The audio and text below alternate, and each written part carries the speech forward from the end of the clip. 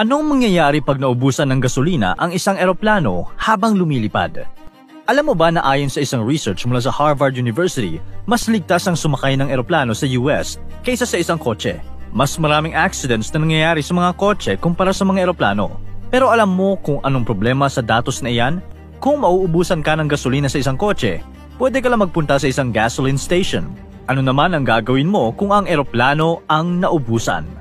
Sa videong ito, sasagutin yan ng dalawang piloto na totoong nakaranas ng ganyang pangyayari.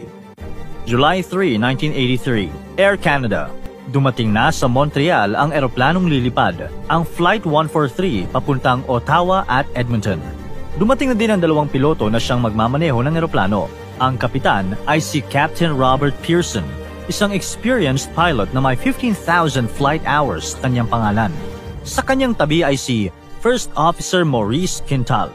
May experience na 7,000